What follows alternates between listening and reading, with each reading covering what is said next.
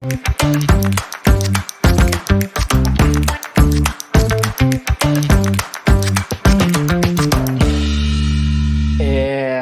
vamos lá. Essa aula se chama O Novo Cenário, quando as barreiras caem. Assim, a coisa que me deu um estalo para escrever sobre isso é a velocidade que as coisas estão mudando hoje em dia. Isso é um gráfico que para mim, é o que passa na minha cabeça quando eu vejo a evolução e a mudança que a gente está vivendo dentro do mercado criativo, mais especificamente design, programação. Eu vejo que com a ascensão do AI, a gente sendo aqui a linhazinha branca, a gente está num momento exponencial, que todo dia é uma coisa nova. Semana passada, se eu botasse na ponta do lápis quantas ferramentas novas eu testei, provavelmente seriam de 5 a 10 ferramentas, sites diferentes, coisas que eu estava vendo que poderiam ajudar no nosso processo de design. Então, uma mudança constante, assim. É um momento que gera um pouco de angústia. Eu tenho vivido isso, eu tenho visto as pessoas vivendo isso. Um momento que a gente sempre parece que a gente está atrás para trás o tempo todo, exatamente porque tudo que era uma barreira, tudo que a gente construiu ao longo do tempo de conhecimento, de estudo, de alguma maneira está sendo cutucada ali com a chegada do AI. Enquanto outras profissões mais tradicionais, elas obviamente têm uma evolução, mas elas estão numa evolução mais contínua e a gente está nesse movimento mais exponencial que tende a mudar muito daqui para frente. Então, acho até importante falar que essa aula vai ficar gravada. A gente está falando no mês 3 de 2026, porque mês que vem ou daqui a um ano tudo pode ser diferente.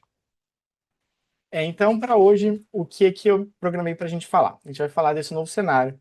A gente vai começar também a falar por onde começar. Então, a gente sabe o que está acontecendo e por onde a gente pode começar a estudar e a pensar isso. A gente vai falar de princípios, quais são as principais coisas que eu acredito que a gente precisa fazer para se estabilizar e continuar evoluindo como carreira e como profissional dentro do mercado criativo.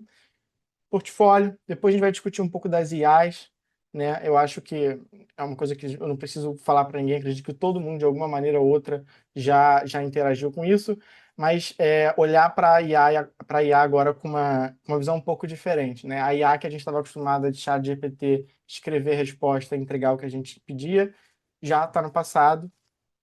A gente hoje pode fazer muito mais coisa, muito mais rápido.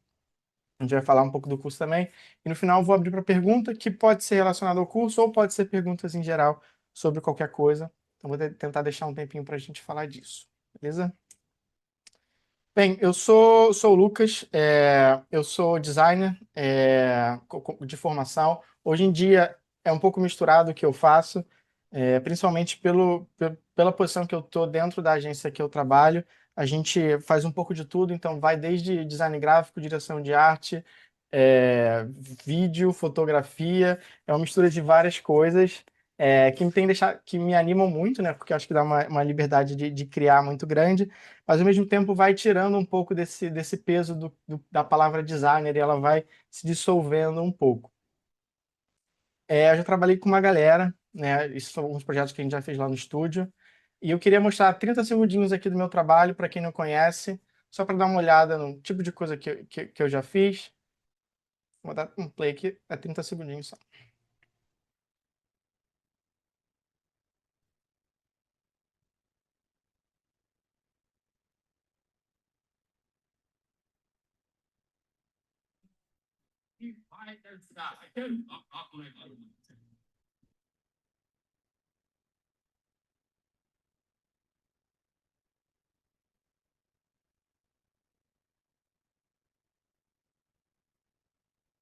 Bem, e aí o que que eu faço, né? E por qual o motivo de eu estar ensinando aqui?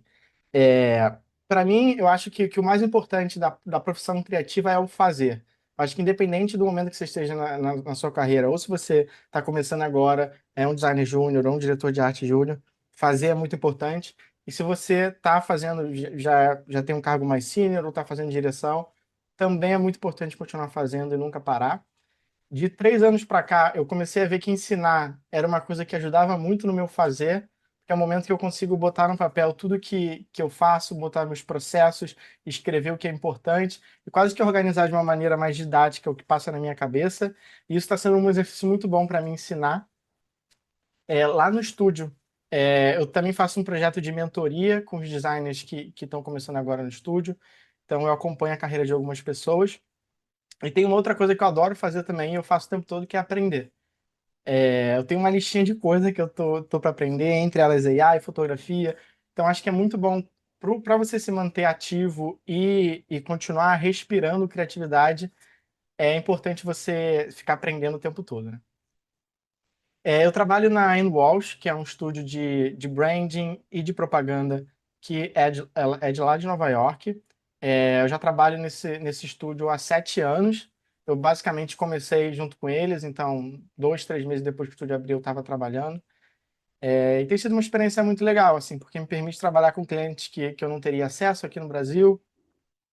E também dá muita liberdade de basicamente fazer o que a gente bem quiser, assim. Isso é uma coisa legal lá do estúdio que normalmente, né, quando a gente tem ou a gente pensa um estúdio que tem uma diretora criativa, no caso do estúdio é a Jéssica, a gente pensa que a direção vai vir muito intensa e vem, sim, é muito legal trabalhar com uma pessoa com muita experiência, mas eles também dão muita liberdade para a gente fazer o que a gente acha mais interessante e depois daí ir refinando. Esse é o estúdio. Eu não moro em Nova York, eu moro aqui no Brasil, com os meus cachorrinhos, esse é normalmente eu trabalhando. Fica aí uma galera junto. E é isso. Isso é um pouquinho de mim. E agora vamos pular para o novo cenário. O que mais me chama atenção nesse momento é que eu acho que as barreiras elas estão caindo. Antigamente era muito difícil você fazer qualquer coisa. Imagina você tinha que produzir uma imagem em 3D. Primeiro, você tinha que ter o conhecimento técnico daquilo. Depois, você tinha que ter o equipamento adequado para aquilo. E eu dava uma aula de 3D aqui no curso, e isso era a principal barreira de todo mundo, assim. As questões técnicas de equipamento, de hardware, como fazer, como instalar, qual computador comprar, qual placa de vídeo, qual placa-mãe, era uma coisa que demandava bastante tempo e era uma barreira enorme para as pessoas, né? E continua sendo quando a gente fala de métodos mais tradicionais de criação. Então essa barreira ela vem caindo ao longo do tempo e agora o que é a nova barreira da criatividade é a sua densidade. A densidade de repertório que você tem, a densidade da forma como você fala e da forma como você apresenta o seu trabalho. Então, antigamente, hoje em dia, todo mundo tem software, todo mundo tem acesso a tutorial, todo mundo tem referência, todo mundo tem AI. E como a gente pode se destacar nesse mercado que é tão cheio? Tem uma analogia que eu gosto muito, que foi um amigo meu que é artista plástico, talvez algum de vocês conheçam, o Maxwell Alexandre. Uma vez ele me falou que é muito difícil você se destacar no mundo de hoje, porque você imagina, você tinha uma grande ideia no passado, ela iluminava bastante, né? Ela iluminava quase a sala toda. Hoje em dia, tem tantas grandes ideias e tantas pessoas fazendo tudo ao mesmo tempo, que o mundo se tornou muito iluminado. Então não basta mais a gente fazer um projeto de muita qualidade, porque tudo que a gente olha tem qualidade. E não é qualidade do modo genérico. De fato, as coisas são boas. Não é igual antigamente que você tinha um projeto de design, aquele projeto ele se destacava de uma maneira muito mais simples. Hoje em dia, não. Hoje em dia é muito mais difícil porque todo mundo faz coisa boa. Então, da forma que eu enxergo é que criar hoje em dia, produzir imagem, produzir visual, virou quase que uma commodity, né? Ela é barata. Então, todo mundo. Eu estou falando de uma maneira um pouco mais generalizada, é óbvio que tem algumas nuances nesse assunto, que a gente vai continuar conversando, mas é muito barato fazer coisa, né? A visão de uma pessoa que está fora do mercado criativo é que ela pode abrir qualquer programa de AI, digitar o que ela quer e vai entregar ali. Então, isso fica muito banalizado a criação de imagem, e o que começa a surgir, né, e como o mercado está se adaptando, é que a figura do diretor, né, a pessoa que vai dirigir esse processo, que vai saber conectar a criação de imagem com estratégia, com outras áreas de conhecimento, ela vem crescendo. É quase que um processo de diminuição do designer júnior e exaltação das pessoas que têm mais direção e controle criativo sobre o projeto. Então, acho que as pessoas às vezes me perguntam, mas quem vai sofrer? Eu acho que quem está começando agora é um pouco mais difícil, porque você tem que criar um repertório tão grande para conseguir ter um diferencial dentro do mercado, que normalmente esse repertório era criado ao longo da carreira, quando a pessoa já tinha um pouco mais de experiência.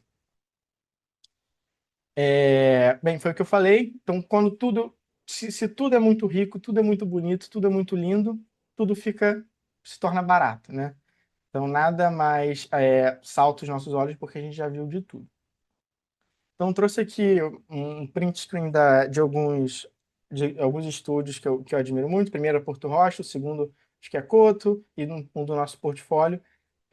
Tem muita coisa boa. Você abre e você vai ver 300 projetos incríveis, e você vai abrir semana que vem, vai ter mais outros 300 projetos incríveis.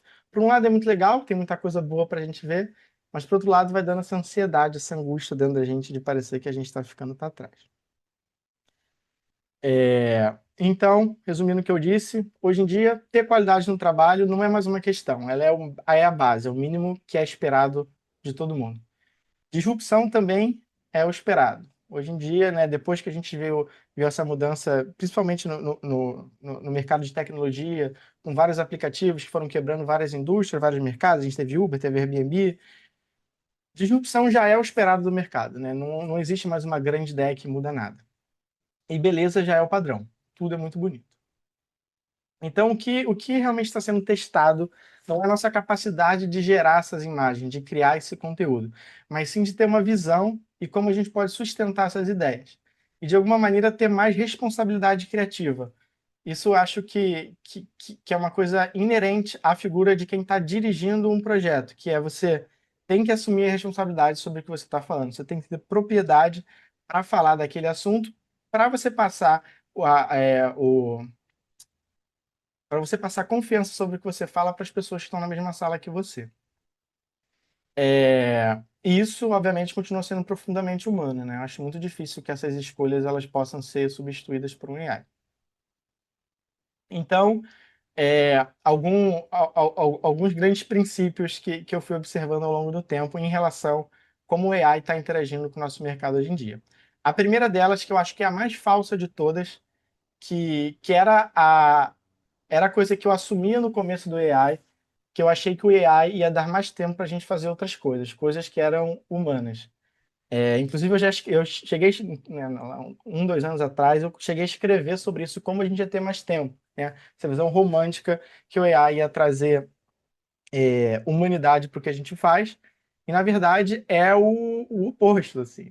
Na verdade, o que acontece, o AI ele tira o nosso tempo, porque a barreira agora, a linha mínima de produção, a linha de qualidade, ela foi levada tão alto que agora para você chegar acima dessa linha, você precisa trabalhar muito mais. Você tem muito mais ferramenta. Então, em vez de construir a mesma coisa que você construía 5 anos atrás em um dia, hoje você vai construir um prédio em um dia, mas você não vai querer um prédio, você vai querer um arranha-céu, porque você vai poder fazer, porque a AI te dá possibilidade. Então, a gente não ganhou tempo, a gente perdeu tempo com a AI. Ela amplia as possibilidades. Então, de 15 dias para cá, eu venho testado muita coisa com AI, coisas que eu nunca tinha feito na vida, que eu não poderia fazer com o meu conhecimento técnico, e ela vai estar dando essa oportunidade, coisas que tem integrado no nosso processo de design do dia a dia. Ela vai ampliar a velocidade, a gente faz mais coisa em menos tempo, não quer dizer que a gente vai ter mais tempo para a gente, mas a gente faz em menos tempo. Mas ela também amplia a mediocridade, no sentido de ser médio, né? O que é, não no sentido muito ruim dessa palavra, que às vezes a gente tem uma conotação muito ruim, mas no sentido de ela também pode pegar tudo que era bom e ruim e jogar num lugar que é intermediário, né? Um lugar médio. E é o nosso papel fazer com que dirigir a AI para que ela não jogue nesse lugar médio, que ela jogue para um lugar que é mais interessante. Beleza? Uma dúvida? Eu vou continuar, para a gente poder falar de tudo. E continuar. E por onde começar, né? Eu acho que a habilidade mais importante de hoje em dia é a gente aprender a ler no sentido de enxergar e entender a imagem, a criticar, a editar o que a gente está vendo, e a gente dá sentido pro que a gente quer criar. E eu falo editar, e a gente vai discutir mais essa palavra, que é uma coisa muito importante. A gente hoje abre, né, vai na internet, tem acesso a 1 milhão de referências. A gente abre o AI, consegue gerar 100 imagens em 2 minutos. Então, saber editar de uma maneira racional tudo que a gente está vendo é uma habilidade muito importante. Eu separei em 5 diferentes pilares do que eu acho importante da gente focar hoje em dia na carreira criativa. O primeiro, repertório. Segundo, curadoria. O terceiro, direção. Depois, ferramentas. E por último, portfólio barra posicionamento como designer. Eu falo designer, mas de uma maneira mais ampla, tá? Quando falo designer, entende-se diretor de arte, diretor criativo. E numa escala, eu diria que uma coisa, obviamente, puxa a outra. Eu diria que repertório, indiscutivelmente, é a coisa mais importante. É aquele sentimento de que quando você tem acesso a tanta informação, que fazer qualquer coisa que você faz quase se torna fácil, sabe?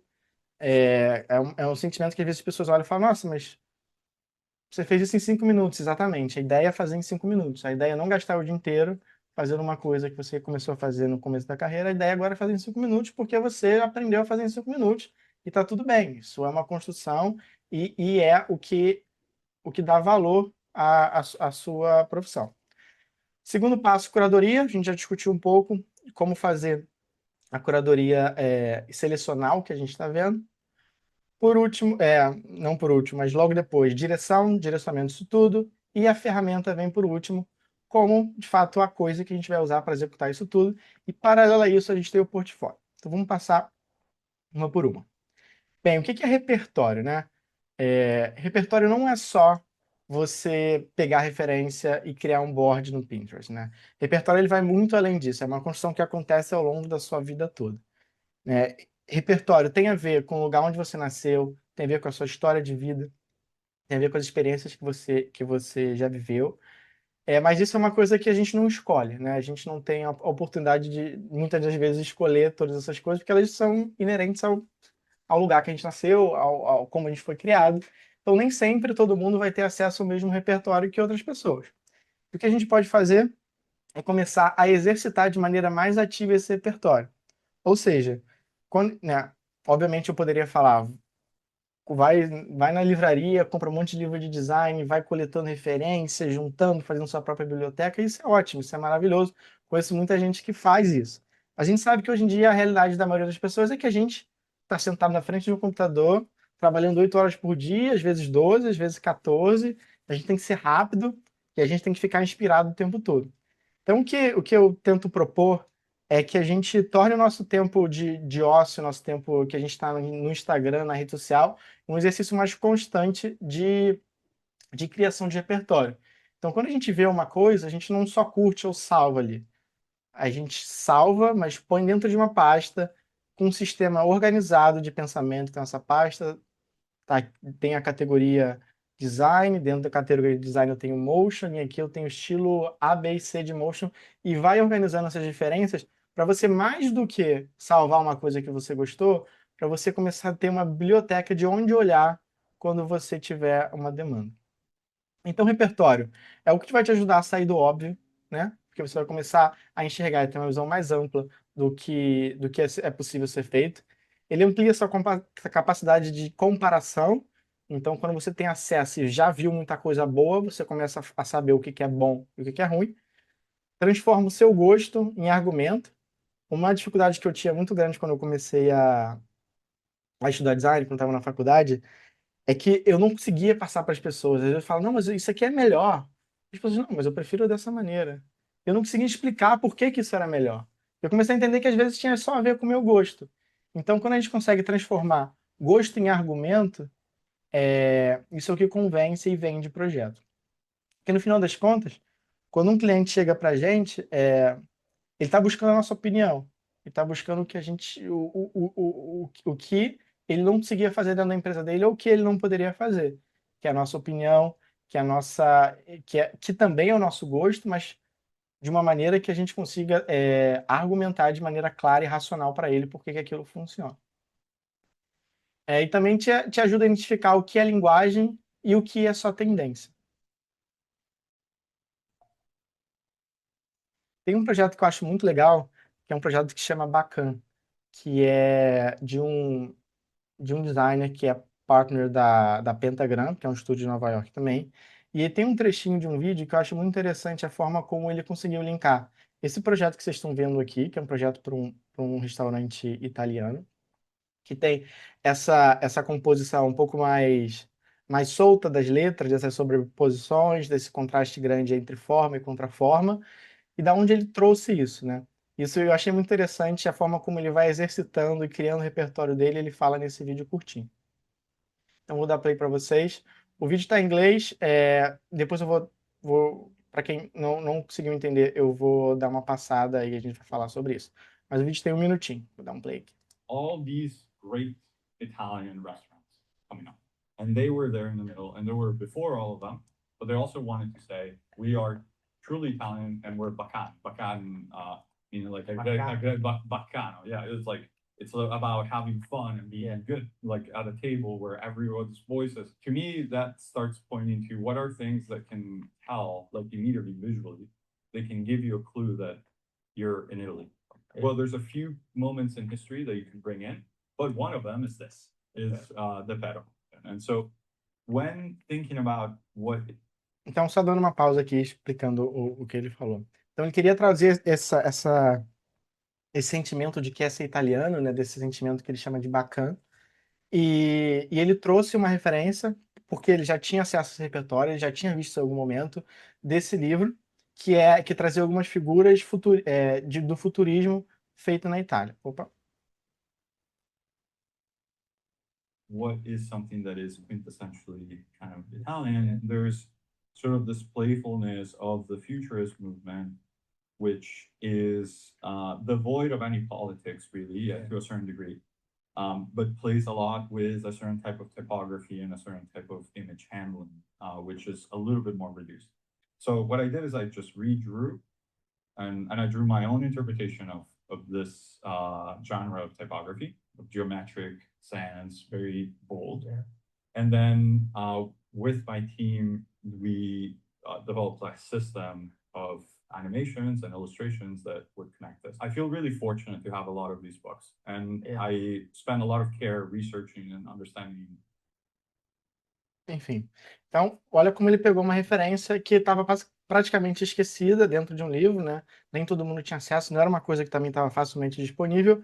Ele reinterpretou isso de uma maneira, eu acho até muito literal. Ele pegou a tipografia que estava lá, ele redesenhou por cima daquilo, e ele trouxe um novo contexto para aquilo que aconteceu há anos atrás. Então, ele só teve acesso a isso porque ele tinha repertório. E a grande diferença, né, entre ter um repertório, que eu diria que é um pouco mais sofisticado, como esse, de um livro, ou de vivências, ou de coisas que você experimentou na vida, é que esse repertório se afasta do mainstream, se afasta do que todo mundo está acostumado de ver na internet. Então, se seu repertório se baseia somente naquilo que a gente falou de internet, ele não é sofisticado. Ele tem que ter outras coisas agregadas também. E esse é um caso que eu acho muito legal. Enfim, ele trouxe uma outra interpretação visual para o projeto. Depois disso, né, não basta só ter repertório, a gente tem que fazer uma curadoria, um exercício ativo do que ainda faz sentido para esse repertório. Né? Quando eu agrupo minhas referências e as coisas que eu gosto de voltar atrás nelas depois de um tempo e reavaliar se aquilo ainda faz sentido ou não. Porque às vezes passa um tempo, às vezes eu sou influenciado pelo meu próprio gosto e acho que uma coisa que é uma tendência do momento tem uma linguagem visual refinada, quando na verdade daqui a 2 anos eu vejo que não, isso aí não tinha nada a ver, então acho que não faz mais sentido. E com isso também a gente vai fazendo um exercício de refinar o nosso olhar ao longo do tempo, identificar aquilo que a gente falou no começo, o que é tendência e o que é linguagem. Então, curadoria é essa ação de filtrar com intenção, escolher as coisas é tão importante quanto criar, e também reduzir ruído para a gente poder criar com mais claridade, né? Então, se a gente tem o nosso próprio sistema de organização, a nossa própria biblioteca para olhar, a gente não tem que olhar nessa imensidão que é a internet ou qualquer outro lugar o tempo todo, no momento que a gente está precisando pesquisar para um projeto. Tem um exercício de curadoria que eu acho incrível. Eu estava falando sobre esse exercício do pessoal da Porto Rocha, que eu acho muito interessante, que foi um momento de descoberta do AI, acho que já tem mais ou menos um ano e meio que eles fizeram isso, que eles começaram a explorar e criar imagens com aquele AI que a gente ainda tinha naquela época, que era um pouco limitado em termos de realismo e de forma como a gente criava imagem. E eles fizeram uma curadoria de tudo que eles estavam experimentando e botaram nesse site. E eu acho tudo muito lindo, assim. Você consegue ver uma conexão entre as coisas, um respiro, um refino visual, uma elegância nas imagens que a gente está olhando, mesmo no momento que o AI era uma coisa muito preliminar, assim. Foi um movimento de quase pegar uma pedra bruta e ir lapidando aquela pedra até achar alguma coisa que fazia sentido. E eu acho que esse é um exercício muito legal. Chama Swipe. Acho que é swipe.portorocha. É. Depois, se quiserem dar uma olhada, eu acho muito legal, assim. Acho que foi um exercício muito maneiro. Depois disso tudo, é como a gente consegue dar direção para aquilo. Então, a gente construiu o repertório, a gente aprendeu a fazer curadoria daquele repertório, e agora como a gente consegue conectar esses pontos e criar uma coisa nova? É pegar o que estava no passado e conectar com o de hoje, ou reinterpretar aquilo de uma maneira que faça sentido o projeto que você está criando. Então, direção é saber sustentar ao longo do processo, é conduzir o processo de uma maneira. Quando eu falo conduzir, conduzir pessoalmente o que você está fazendo ou conduzir outras pessoas e também alinhar a forma com o conceito e com o objetivo. Esse foi um projeto que a gente fez na InWalsh, que chama QX, e foi um projeto que ele começou com exploração de AI. Então a gente fez vários testes e depois daquilo a gente foi entendendo aonde a gente gostaria de chegar enquanto visual. O projeto nasceu com uma demanda do cliente que ele gostava muito de formas naturais, ele gostava da questão orgânica dos objetos. Só voltando um minuto atrás, só para dar um pouco mais de contexto. Esse era um projeto para uma agência, então eles eram uma agência de publicidade e propaganda, procuraram a gente para fazer a identidade visual deles. E eles se interessavam muito por essa questão orgânica das texturas, das formas da natureza, até que a gente chegou nessa solução dessas formas gráficas que não tinham um logo em si, eles tinham um conjunto, uma expressão visual, então que ela poderia mudar. A gente começou com esse conjunto que vocês estão vendo aqui, mas ela também poderia ser o resultado final de cada etapa dessa, ela poderia ser interseções entre essas diferentes variações que você está vendo, ou ela no futuro poderia ser ainda outra coisa. Então, o lobo que tá, de alguma maneira, ele está vivo, ele acontece. E ele vai desde de formas que são mais sutis, né? Então, eles também queriam essa nuance. Talvez usar um logo mais sutil para um cliente que não e vai topar tanta, tanta ousadia no projeto, ou usar um logo que é super afiado, que parece que quando você encostar nessa forma vai furar seu dedo, para um projeto que é muito mais, que aceita muito mais risco. E a gente começou a pensar, e se a gente expandir o que a gente está vendo aqui, né? Se a gente, de fato, depois que a gente teve essa percepção que aquilo que a gente criou em 2D parecia um ser vivo, e se a gente expandir isso e de fato tornar isso num ser, numa coisa que não dá para diferenciar tanto se é uma planta, se é um animal, se é algum tipo de fungo. Então a gente pegou alguns renders iniciais que a gente tinha feito com AI e a gente remodelou isso tudo. E começou a criar, deixa eu só passar rapidinho, é, e começou a refinar aquilo que a gente estava vendo. Então, só um render, ainda mais há 2 anos atrás, de AI não bastava, não era o suficiente, a gente precisava trazer mais craft, mais sensação de que isso foi feito por uma pessoa. Então, a gente remodelou tudo em 3D, trabalhou iluminação, tiveram dezenas de round para entender onde a luz entrava, onde a luz saía, a gente queria fazer uma animação com isso. Então foi um processo de construção de 3D que só pôde acontecer porque a gente teve um processo que foi direcionado por uma ideia, né, por uma vontade. Obviamente esse projeto ele é maior do que só o logo, ele tem todo o sistema gráfico, que vai desde a tipografia principal, a tipografia de suporte para texto, a gente também trouxe opções de grid, e a gente também trouxe como esse projeto poderia viver enquanto sistema, principalmente porque a gente sabia que o logo ele era muito poderoso, assim, ele tinha muita força e muita informação. Então, o quanto a gente poderia pegar pesado no sistema ou não, a gente acabou criando uma marca que era basicamente preta e branca e ela tinha esses logos interativos, sabe?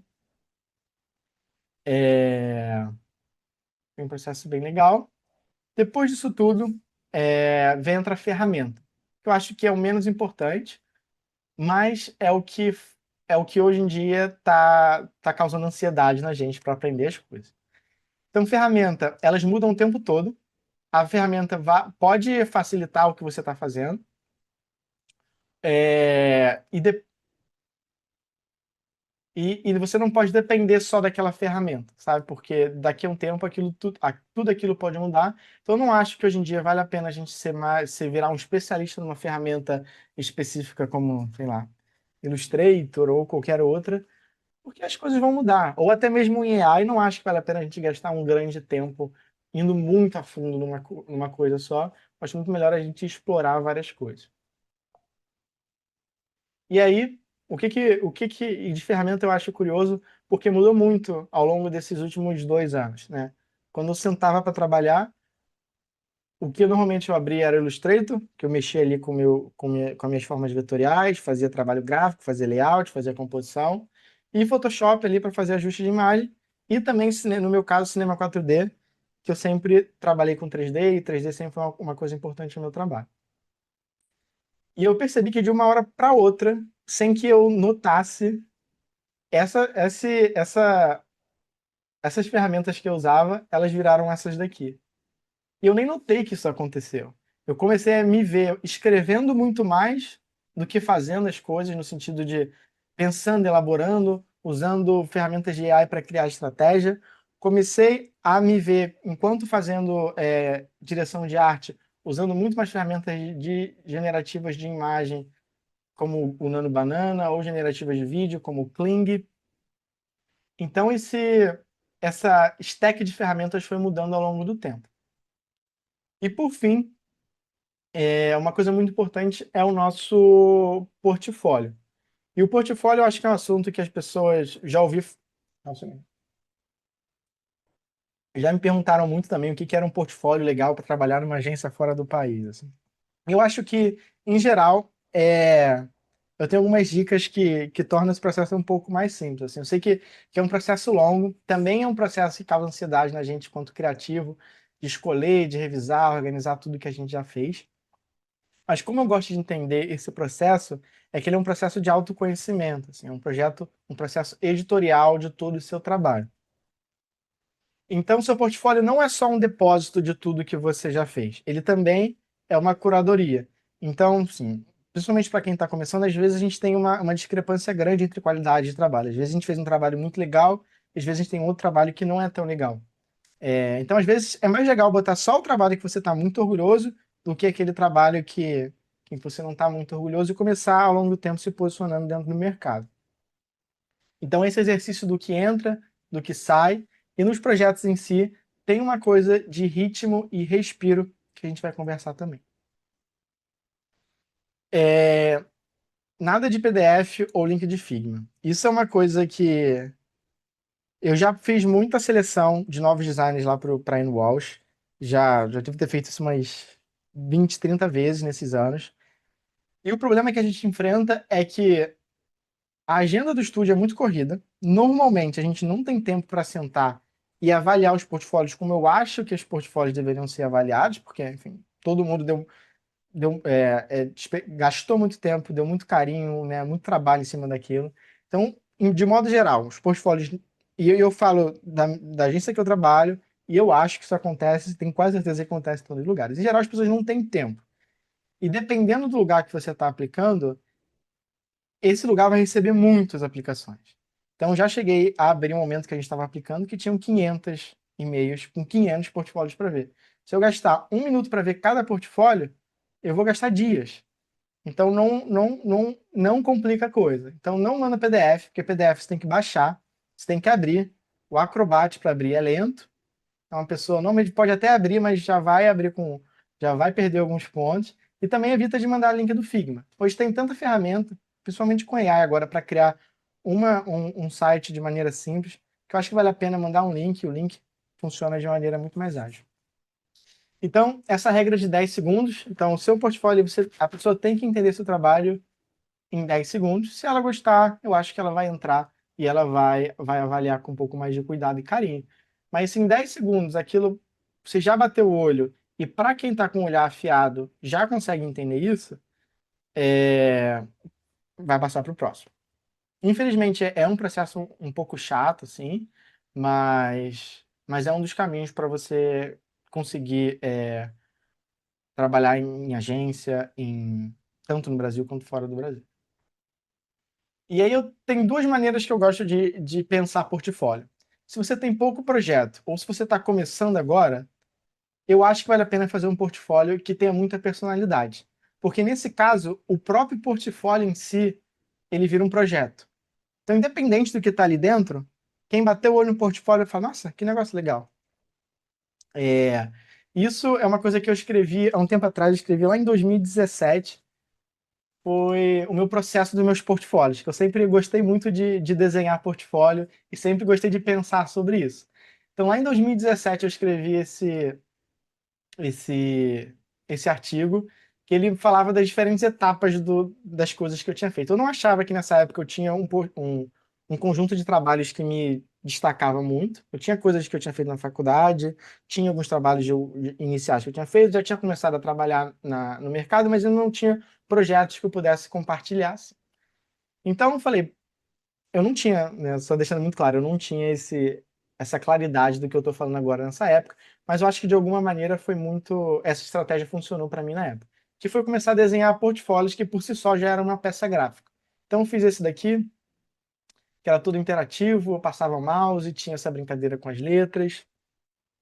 Acho que aqui tem um videozinho. As coisas se mexiam. Então, de alguma maneira, já chamava a atenção quando você abriu o portfólio. Então, era uma exploração gráfica.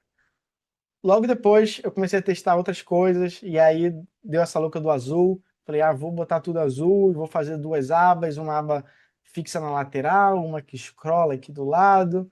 É, E foi mais ou menos esse o portfólio que eu fiz.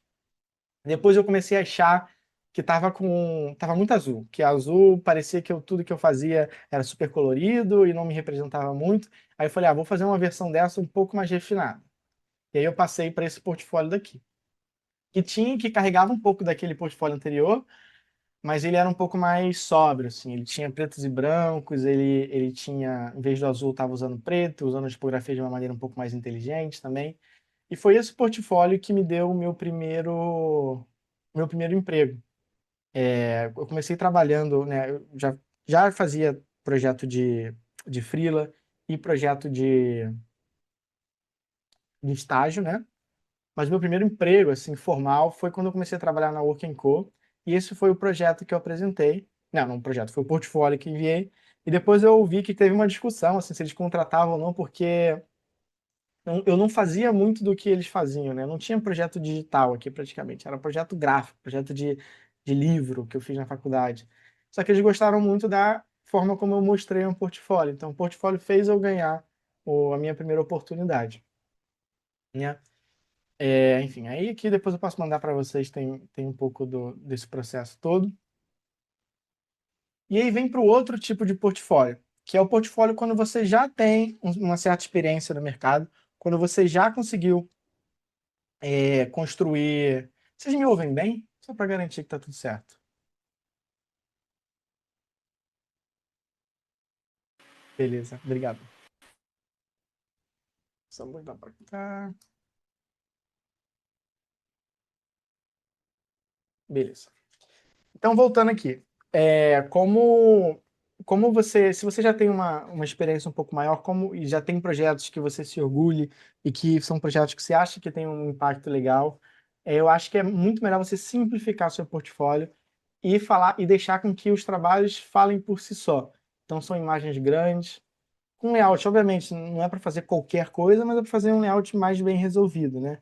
Em que a função do portfólio é valorizar o seu trabalho. É quase ali que o efeito galeria de arte, que a gente pinta tudo de branco para mostrar o que importa ali no meio.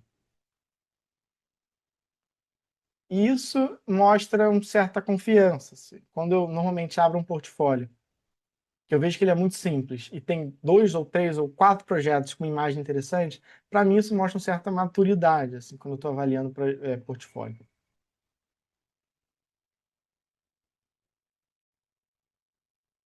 E uma coisa muito importante que eu acho que todo mundo tem noção disso, já experienciou um pouco disso, Instagram também é portfólio, não necessariamente você precisa publicar todo o projeto lá. Inclusive, eu acho interessante, nas últimas 10 contratações que a gente fez, não teve uma pessoa que a gente não via o Instagram.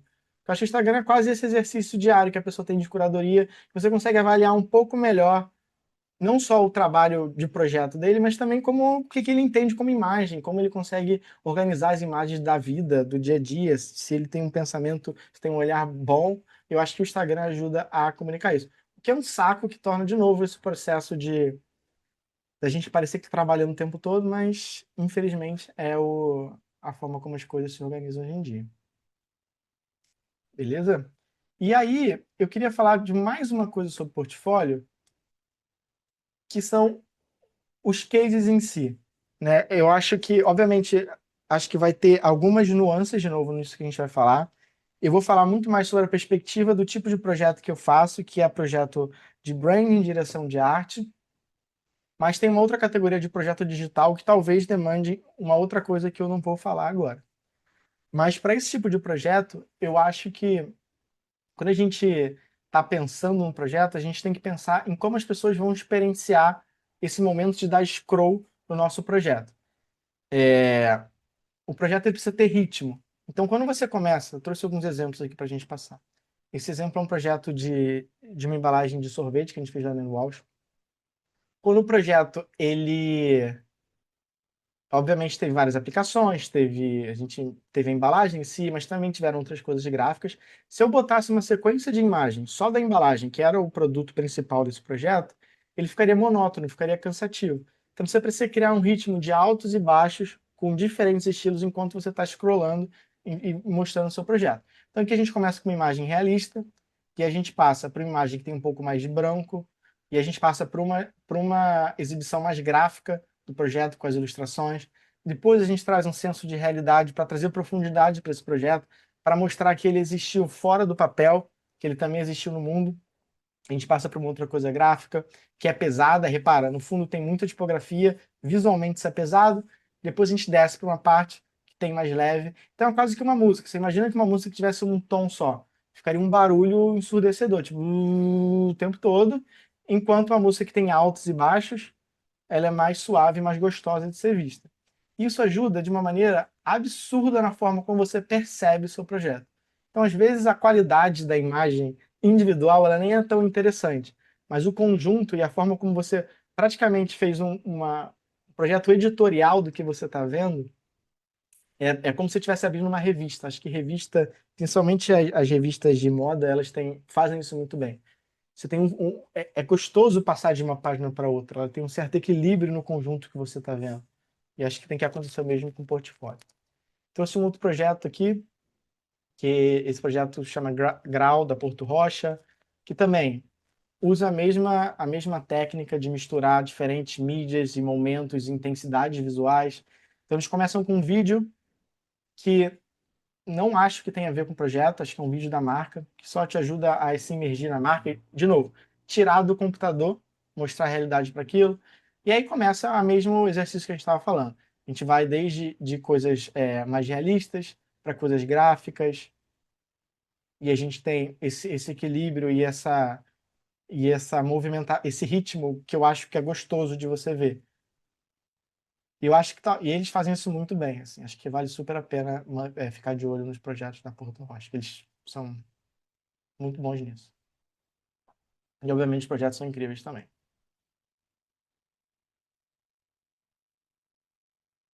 Tem um outro da Coto também, que eu acho que é esse projeto que se chama Flux.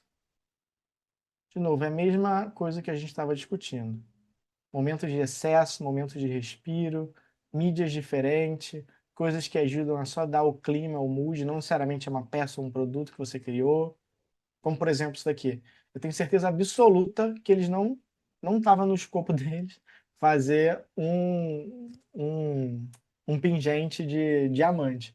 E eles fizeram para o case, porque para o case fazia sentido para mostrar a exuberância da marca, mostrar o quanto tinha de peso visual nisso. Então fazia sentido. E para o case a gente está contando essa história, e para contar essa história era importante botar isso daqui. Tem outros projetos aqui também que eu acho interessante. Enfim, e a curadoria desses projetos. Aqui é um pouco do meu portfólio atual, a gente não chegou a ver, mas eu acho que eu fui para esse lado de coisas mais simples e dando destaque para o projeto. E, de novo, para dar vida no seu projeto, você precisa de coisas que não são só o projeto em si, né? São coisas que estão ao redor, pessoas experimentando aquele projeto, coisas do mundo real. Eu também acho que Motion é uma ferramenta muito legal, porque tudo parece que está vivo. Ele tira você desse lugar estático e dá mais vida para o que você está fazendo. Beleza? Então vamos continuar.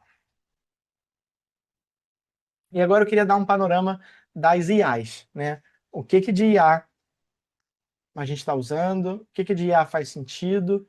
Eu trouxe alguns exemplos de alguns usos que eu acho muito interessante. Mas antes de falar, eu queria só. Acho que algumas pessoas têm uma confusão entre o que são modelos de IA. Então, a gente está falando, por exemplo, do Google Nano Banana, está falando do Flux, está falando de alguns modelos do Midjourney. O que são modelos e o que são ferramentas, hubs e plataformas, né? Então, se você pensar, modelo é basicamente o que aquela empresa desenvolveu, né? Ela teve um grande banco de dados, ela teve que treinar aquilo tudo, consolidar no modelo, que é basicamente um grande arquivo com todas as informações. E normalmente quem faz esse modelo são empresas que têm acesso a muito dinheiro.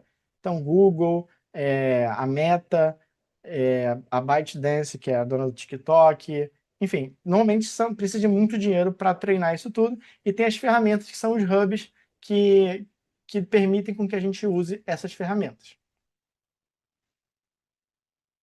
Então, os modelos são a base de tudo, né? É como se fossem os modelos de fundação, os modelos que foram treinados para aquilo. E eles aprenderam a reconhecer certos padrões em texto, imagem, áudio e vídeo, e cada um vai ter uma especialidade. A gente não vai entrar em detalhes aqui. É a estrutura que está por trás, normalmente, das interfaces que a gente faz.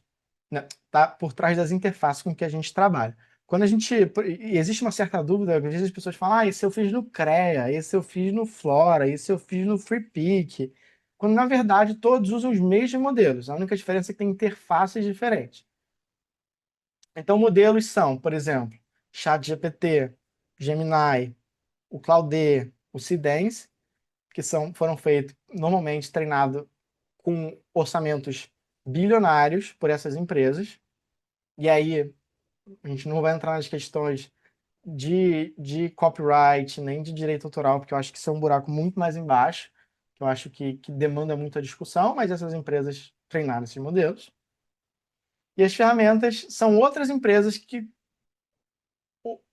Desculpa, eu vou reformular. E as ferramentas são ferramentas que essas empresas que criaram oferecem para a gente ter acesso a esses modelos, ou outras empresas terceirizadas juntaram vários modelos para dar acesso simultâneo a todos eles de uma vez só. Então, recapitulando, Google, por exemplo, ele tem essas três ferramentas. O Google VO para criar vídeo, o Google Whisk, que é uma ferramenta de criação de imagem no Google, e o Google Anti-Gravity, que é para você escrever código assistido por agente de IA. Você tem a OpenAI, que criou o ChatGPT, que usa os modelos dela, tem o Sora para criar vídeo e tem o Codex, que é para fazer código. Enquanto os hubs, que são essas ferramentas que a gente está vendo aqui embaixo, o Higgsfield, o FreePik, o Cria, ou o Flora, eles são um conjunto, eles pegam os servidores desses diferentes fornecedores e todos eles oferecem API para esses outros serviços se integrarem com eles, e eles vão oferecer dentro de um plano acesso a várias ferramentas de uma maneira de uma vez só. Não acho que a gente precisa assinar tudo, porque não faz sentido, a gente precisa escolher o melhor que faz mais sentido para a gente.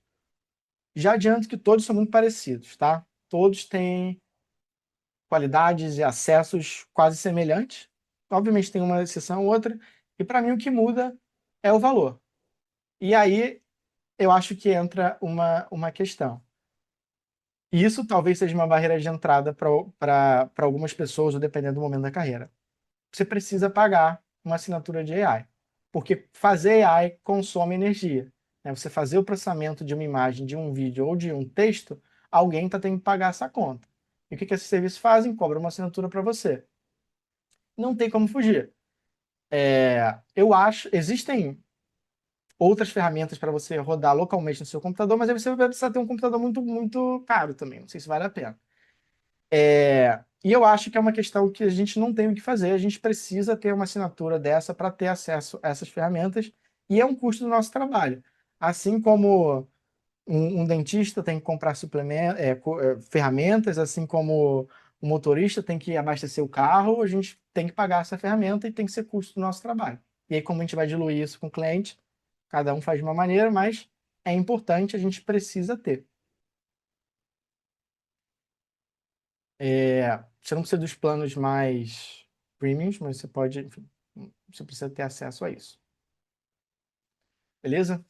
E falando de casos de uso, né? Uma coisa que tem me ajudado muito nos projetos profissionais que eu tenho feito agora é usar o Claude Cowork, que o Claude, para quem nunca ouviu falar, é uma outra empresa que também faz modelos de fundação. Ele começou com uma proposta muito parecida do Chat GPT, que era um assistente em um chat, que você mandava mensagem, mas hoje ele tem algumas outras ferramentas de agente. Então você faz um pedido para essa ferramenta. Nesse caso daqui, eu criei uma pasta. Dentro dessa pasta, eu botei uma série de documentos de um projeto que a gente estava fazendo. Esses documentos são desde briefing, pesquisa de mercado e outras coisas que essa empresa tinha desenvolvido, brand guidelines também, que às vezes leva um tempo para a gente pensar e estruturar isso tudo. E como ponto de partida para o meu projeto, eu pedi para ele revisar todos os arquivos que estavam ali dentro, montar um relatório estratégico com insights baseados em pesquisa de mercado, construir uma. E aí, além disso, eu pedi para ele construir uma interface simples para eu navegar esse resultado. Eu não queria um bloco de texto gigante para eu ter que ficar lendo meia hora. Eu queria de uma maneira para eu analisar aquilo e a partir dali eu tomar as decisões do que eu vou fazer. Então, beleza, eu quero trabalhar nesse tópico daqui, então vou desenvolver mais essa estratégia, aí eu sento e escrevo mais sobre aquilo. Então, o que que ele fez? Primeiro, diferente de um modelo tradicional como o ChatGPT, ele fez uma lista de tarefas que ele mesmo ia fazer. Então, primeiro ele começou a entender o que ele precisava para criar. Então, ele foi buscando diferentes skills na internet que ele precisava ter para fazer esse pedido que eu fiz. Ele como fez uma pesquisa de mercado de bebidas funcionais de 2025 a 2026, ele começou a criar conteúdo estratégico para essa marca, ele construiu uma interface React, aí eu pedi para ser bonita, só porque eu acho que é mais confortável ver uma coisa como está bonita. Pedi, além disso, de fazer uma interface para criar uma apresentação em PPT, que pode ser aberta no Google Slides ou qualquer outro lugar, com o mesmo conteúdo, para se eu quisesse mandar para alguém. E aí, no final, ele ainda vai verificar a qualidade visual e a funcionalidade dessas ferramentas que ele criou. E esse processo aqui deve levar uns 5 a 10 minutos. Então, não é resposta imediata. E aí, ele me deu um código pronto, só teve um prompt. Ele me deu uma plataforma que eu conseguia navegar entre consumidor, concorrência, estratégia, possível evolução dessa marca de uma maneira muito mais simples. Tudo baseado em conteúdo da própria empresa, na realidade, e também baseado em conteúdo que ele foi buscar na internet. Então, eu não acho que isso é um trabalho que a gente vende para um cliente. É um trabalho que a gente faz internamente, que a gente desenvolve, a gente entende, a gente consegue absorver a informação muito mais rápido para tomar as escolhas certas. Uma outra forma de usar também é criação de imagem. E a gente tinha uma ideia de que criar imagem com AI era só criar aquelas imagens com estética de AI que a gente estava acostumado a criar. E não necessariamente, a gente pode criar qualquer estilo, desde o realista até o estilo é, um estilo mais gráfico. E uma coisa que muita gente tinha dificuldade falava que a qualidade do AI era muito ruim, você não conseguia chegar numa qualidade boa, o que não é verdade de hoje em dia também. Hoje eu consigo fazer com confiança um arquivo que tem mais de 100 megapixels de imagem. Compare-se com uma câmera, se você pegar uma câmera full frame de mercado, sei lá, uma mais moderna agora, 6D da Canon, a R5 da Canon, a mais moderna, tem 54 megapixels. Eu consigo fazer uma imagem de 100 megapixels, por exemplo. Para alcançar a mesma qualidade, na palavra não é qualidade, alcançar o mesmo tamanho de arquivo, eu precisaria usar uma câmera de médio formato, por exemplo. É óbvio que tem questões sobre qualidade de imagem em si, mas que eu acho que a gente consegue chegar num resultado muito legal hoje em dia. E o mais legal é que a gente consegue experimentar muito rápido também. Então, a partir dessas duas imagens que a gente criou a partir de um prompt, eu pedi para ele criar variações dentro de um sistema de Node, e desse sistema ele me deu essa pancada de imagens que vocês estão vendo aí. Eu escolho. Nem todas as imagens vão estar boas, vai ter imagem esquisita, vai ter imagem feia, mas tenho certeza que pelo menos 5% do que a gente vê tá bom. E aí, com algumas interações, algumas rodadas, eu vou chegar num lugar legal. Beleza? E aí o AI pode ser usado para tudo. Uma coisa que a gente tem usado também com frequência é AI para criar mockup e representações da marca. Então, a gente cria fundo, mockup, cenário. Isso consegue dar uma realidade para o que você fez graficamente de uma maneira muito mais rápida. E por último, uma outra forma que eu tô adorando usar AI, isso é muito recente para mim, é criando ferramenta. Essa ferramenta eu criei no último final de semana, porque eu estava com dificuldade de ter vocabulário para descrever a imagem. Então, toda vez que eu queria descrever uma imagem para começar a escrever meu prompt, eu precisava pedir para o chat GPT fazer isso. Aí ele gerava um grande texto, esse texto eu tinha que ficar pegando pedaços. E basicamente o que aconteceu aqui é que eu, com a ajuda do Claude, aquele programa que a gente, o Cláudio ou Claude, não sei a pronúncia certa, eu fiz essa ferramenta. Pedi para gente, para a partir do momento que eu arrastasse a minha imagem, ele decupasse essa imagem. Vou voltar aqui um pouquinho. Ele decupasse essa imagem para mim em qual produto está sendo exibido, qual a descrição da cor, qual é o mood, qual a iluminação, qual a roupa que ela está usando, qual a lente que foi feita essa foto, qual a pose dela e quais são as coisas negativas. Então, a partir daqui, eu consigo selecionar o que eu quero, copiar e voltar lá para o meu AI e continuar a editar meu prompt e refinando o que eu quero de uma maneira muito mais rápida. Aí eu aproveitei para fazer umas funçõezinhas do tipo size, mais criativo, ou se ele não botou um elemento que eu quero descrever, por exemplo, background, eu peço para ele botar, salvo, e ele vai gerar novamente. Beleza? Inclusive está disponível, depois eu vou mandar o link para vocês e aí vocês podem usar. Beleza?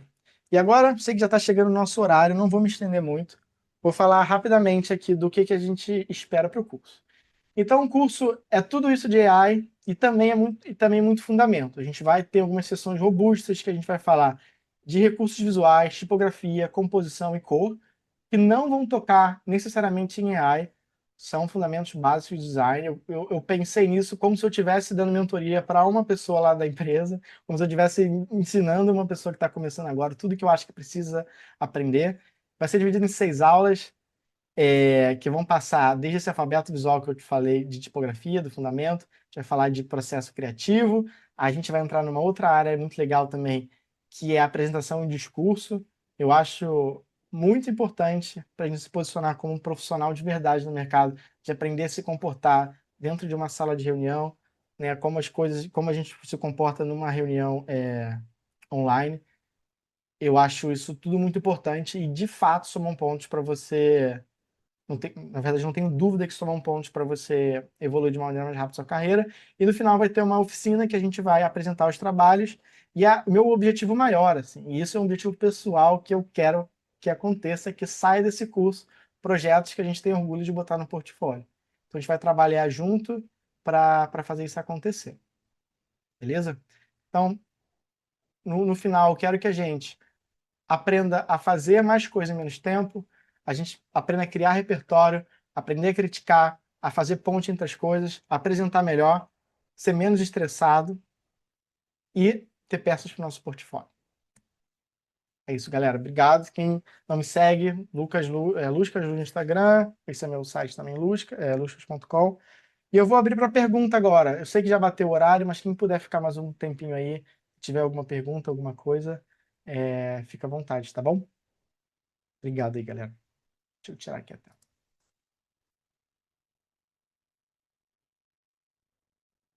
É, Lucas, eu tinha anotado 3 perguntinhas que ficaram no chat. Eu posso te passar essas e aí, se o pessoal tiver mais além delas, a gente responde, pode ser?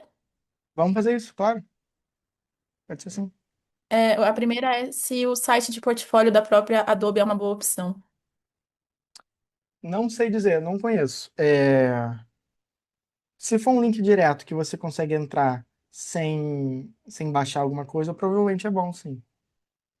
Eu não conheço, sinceramente.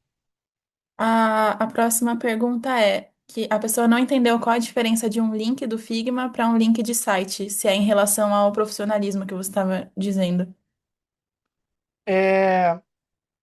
Eu acho que eu entendi a pergunta. Se o link do Figma for uma apresentação, um PP, como a gente está vendo aqui, eu acho que demora mais tempo para a pessoa ir passando. Mas se o link for um site, não tem problema nenhum. Se você abrir e você carregar um site que você tem a experiência de um site, é... beleza. Mas se for uma apresentação, um deck, eu acho que é um pouco mais demorado de você ver tudo de uma vez. Mas não tem problema ser do Figma. Eu vou editar essa parte, obrigado. É, a outra pergunta é se você acha que o Red Mag é bom como link. Muito bom. De novo, galera, não importa a plataforma, tá? Eu não acho que tem problema nenhum em ter ali .redmag, .adobe, .figma. Eu acho que o RedMag é uma plataforma excelente para fazer portfólio. Fácil de mexer, visual, gráfica, muito, muito boa. A outra pergunta é meio que nesse sentido também. Quais plataformas você recomenda hoje para construção de portfólio? É, eu gosto muito do Cargo. Ele tem vários templates muito legais, muito bem feitos, simples. Acho que o RedMag é uma opção muito boa se você quer fazer um site com mais personalidade, que ele é visual ali, você consegue basicamente montar um layout arrastando coisas. Eu usei o Webflow para o meu site, mas o Webflow ele demanda um tempinho maior para você aprender a usar. É, E acho que se você fizer no Figma, no Framer e botar um link que você consiga scrollar, tá ótimo também. Boa. Uma pergunta foi sobre o curso. Apareceu aqui que as vagas já esgotaram no site. Aí, enfim, Lucas, eu acho que acho que são 30 pessoas, né, a turma. Uhum. E aí mas a próxima turma já está aberta também para inscrição, pessoal, que seria em julho. Então a gente vai ter essa de março e vai ter outra em julho. Tá. E aí, eu não sei se você está com tempo para mais perguntas, Lucas. Tem tempo, pode mandar. Tô tentando acompanhar. Eu Deixa não eu consegui ler separar aqui. todas do chat, desculpa, tá? Mas se puder me ajudando. Tá, eu vou pegando de baixo para cima também, que eu já tinha me perdido aqui. Como que se deu a sua inserção no mercado internacional? Se foi através de sites de freela, recrutamento ou direto com a empresa? Foi um conjunto de várias coisas. Eu estava saindo da Working Co. Eu adorava a empresa, ainda acho um lugar maravilhoso para você trabalhar.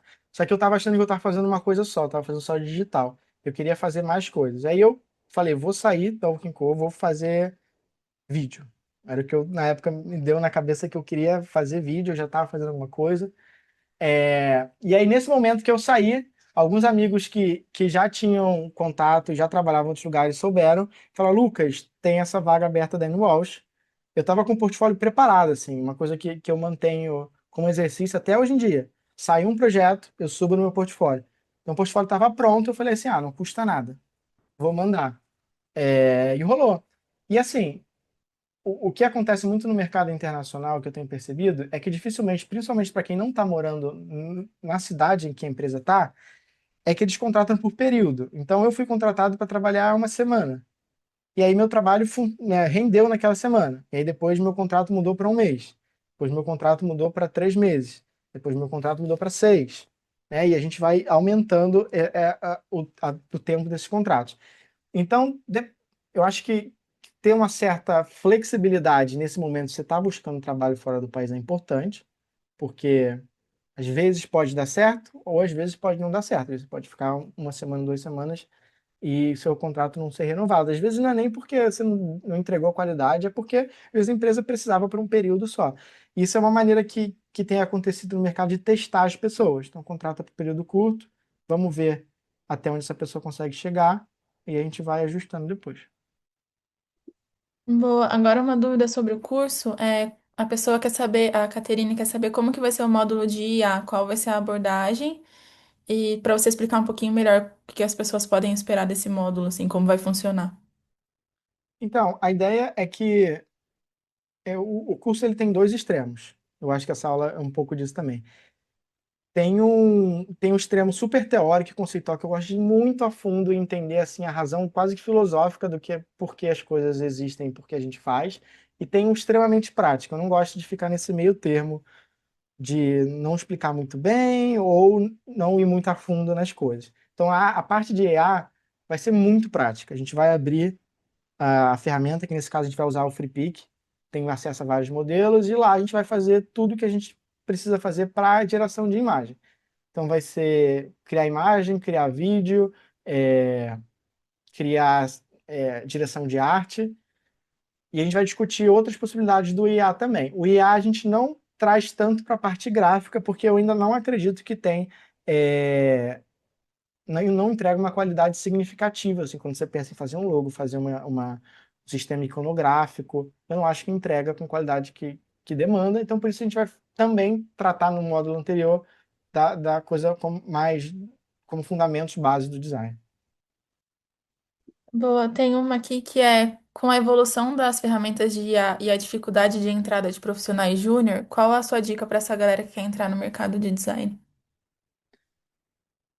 Bem, para mim é um pouco daquilo que a gente estava conversando.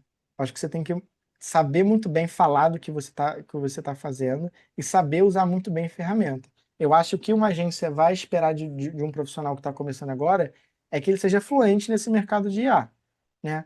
E isso, por um lado, é uma vantagem, porque quem está começando agora tem a oportunidade de aprender.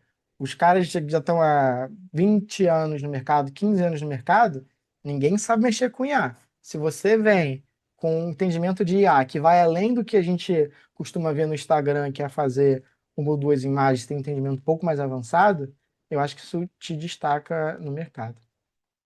Teve uma pergunta aqui se vai precisar pagar o FreePic. A gente vai ter uma conta compartilhada. Essa conta ela tem um limite de uso, que eu acho que vai dar para fazer o curso todo.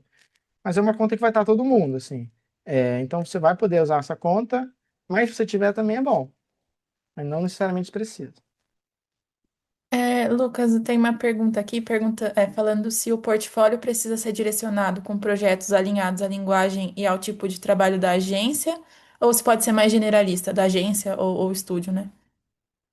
Eu acho que mais generalista, assim, eu até acho melhor quando o portfólio tem mais a ver com você do que o lugar que você está aplicando, assim. É muito legal contratar uma pessoa que traz uma visão um pouco única, por exemplo. Se você... Aconteceu algumas vezes, já contratou umas pessoas que eram do mercado de moda, então tinha muito material de moda lá. Isso não é uma coisa que a gente faz tanto. Então é legal ter uma pessoa assim que é diferente também. Porque no final, assim, eu não acho que os projetos, eles... Por exemplo, não acho que a empresa para a qual você fez o projeto é tão importante. Eu acho que tem o mesmo peso se você fez um projeto para o Google ou se você fez um projeto para um cantor independente. Por quê? Porque, obviamente, o Google vai mostrar que você fez um projeto numa escala maior, mas também vai abrir uma série de perguntas falando, pô, será que essa pessoa fez esse projeto mesmo? Será que não estava na equipe da agência e alguém fez, uma pessoa mais experiente pegou e fez o projeto? Enquanto um projeto menor vai trazer uma visão diferente. Não, beleza, um projeto menor, ele provavelmente, de fato, fez parte disso. Boa. Eu continuo? Você está com tempo para responder mais perguntas? Pode ser, vamos até 3h20, pode ser? Pode ser. Tem uma pergunta aqui falando, de uma pessoa que está desenvolvendo um portfólio mais focado em design de embalagens e ela quer posicionar de forma mais estratégica. Além das dicas que você já deu, tem alguma outra dica para quem quer se destacar nesse segmento, assim, de embalagens? Olha, eu não estou muito por dentro da indústria especificamente de embalagem. Eu não conheço muitos lugares que fazem. Os lugares que eu conheço, eles são mais generalistas, assim. As agências, em geral, elas fazem embalagem, a gente faz muita embalagem lá no estúdio, mas eu acho que uma pessoa que faz embalagem e que também faz outra coisa, eu acho mais interessante. Não acho que embalagem por si só assim, acho que se for um especialista que está indo muito a fundo naquilo, eu acho que ainda tem um valor no mercado. Mas eu acho que ser um pouco mais generalista é um pouco mais fácil, abre mais portas. Boa. A próxima aqui é que você disse que sempre mantém o portfólio atualizado, mas quando é o momento de refazer do zero? Quando você ficar com ranço do seu portfólio, eu acho que eu já tô com um pouco de ranço, cansou, assim, tipo, eu não aguento mais, assim, não é mais novidade. Ou quando você tá com pouco projeto, de novo, torna seu portfólio um projeto. Quando eu fiz esse último portfólio que eu fiz, tem 2 anos já, eu já quero mudar. Eu não estava publicando muita coisa, e aí eu fiz um portfólio, tirei print, botei num post legal e publiquei no meu Instagram. E é um dos posts que mais teve resultado, assim, engajamento, gente me perguntando, comentando. E aí é isso, se torna o seu portfólio um próprio projeto, assim, um momento que você está sem fazer nada ou que você já cansou daquilo. Boa. A próxima é se no curso vai ter alguma parte, tipo, meio que o caminho das pedras para trabalhar na gringa. É, Bem, a gente pode falar informalmente, como a gente está falando aqui, mas não tem, não. O curso ele não foca nisso, é um curso mais didático, assim, em relação ao fazer do design, a IA e tudo mais, mas não necessariamente de mercado. Mercado no sentido de entrar em um lugar. Eu acho que a última pergunta é da Jéssica. Se ainda vale a pena migrar para a área de UX e UI. Vejo júniors comentando na internet que não conseguem entrar na área e que as empresas buscam profissionais mais sêniores. Isso aí é uma questão. UI e UX é a área do design que dá mais dinheiro, assim, normalmente são os profissionais que ganham mais, as empresas fazem projetos que são mais caros, mas acho que tem uma barreira um pouco maior aí. Sinceramente, eu não sei responder essa pergunta, porque eu acho que o momento que a gente vive é um crash grande de duas áreas. A gente tem duas áreas se dando soco todo dia, que é desenvolvimento e IA. Desenvolvimento e design. Um dia o design vira desenvolvedor porque tem um monte de agente de IA que faz código. No outro dia, o desenvolvedor vira designer porque tem uma nova IA que consegue fazer um projeto de design incrível. Não sei dizer, sendo muito sincero. Bom, tem tempo só para mais uma aqui. O Arthur, Lucas, falou que as dúvidas ainda estão surgindo na cabeça dele, se ele pode mandar isso para a gente depois. Eu acho que, enfim, pode mandar no e-mail de contato, a gente repassa para o Lucas e aí ele vê certinho quando consegue responder para a gente. É, Claro, eu acho fica à que vontade para mandar lá no Instagram também. Talvez para mim seja mais simples de tá. mandar Uhum. mensagem e eu respondo por lá. Boa. Bom, A última pergunta aqui é da Caterine. Queria muito saber a sua opinião, Lucas, sobre tanto o mercado querer essa experiência dos profissionais em IA, mas também existiu o contraponto do surgimento e destaque do manual nesses últimos tempos. E a necessidade que muitos têm em mostrar que o projeto está sendo feito por humanos, né? é, então tem dois pontos sobre esse assunto. Um ponto é sobre a forma como as pessoas percebem a hoje em dia. Hoje o IA, de alguma maneira, a reputação dele para alguma parte do mercado é muito ruim. As pessoas às vezes olham para um projeto e quando elas percebem alguma interação com o IA, elas tiram todo o valor que está em cima do projeto e jogam lá para baixo. Mas eu acho que isso é uma coisa muito momentânea, assim. É uma coisa que acontece nesse primeiro momento em que tem algumas pessoas que ainda estão sofrendo com medo de tudo que elas aprenderam ao longo da vida ser jogado por água abaixo e gera uma opinião muito crítica sobre o que é o AI na internet. Eu acho que eu inclusive acho que a palavra IA ela vai se dissolver ao longo do tempo.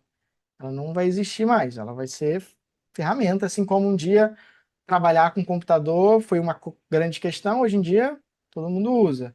Como um dia nas agências tinha um setor específico chamado internet. Hoje em dia não faz mais sentido. Então acho que a percepção de ser ruim, que tudo que foi feito com AI é ruim, vai diminuir. Eu não acho que isso representa a realidade. Nem tudo que foi feito com AI é ruim. Boa parte é, mas nem tudo. E por outro lado, é uma resposta natural. Quando a gente tem um movimento, por exemplo, de extremo minimalismo, lá do modernismo, por exemplo, vem um contramovimento punk depois disso, que vai exagerar e vai fazer um excesso de informação visual. É a mesma coisa. Quando a gente tem um movimento que, de alguma maneira, tira o papel do humano desse processo, vai vir um contramovimento de, olha, então o que importa agora é ser humano, é desenhar com a mão. E tá tudo bem, é lindo, tem muita coisa boa com isso também. Muita marca está aproveitando isso, tem muita marca de luxo voltando à origem, enfim, fazendo coisas muito manuais para realmente mostrar que a pessoa teve uma interação longa, teve um processo longo com aquilo que está sendo visto ali. Então, acho que são esses dois pontos, recapitulando. O contramovimento e a percepção do IA. As duas coisas acho que vão se dissolver ao longo dos anos. Boa, eu acho que é isso. Eu queria agradecer, Lucas, pela generosidade de compartilhar todo esse conhecimento com a gente, assim, pela disponibilidade também de topar fazer essa aula livre. E é isso. Obrigada mesmo a todos que estiveram aqui e bom restinho de semana. Valeu, galera. Obrigado, hein? Tchau, tchau. Beijo.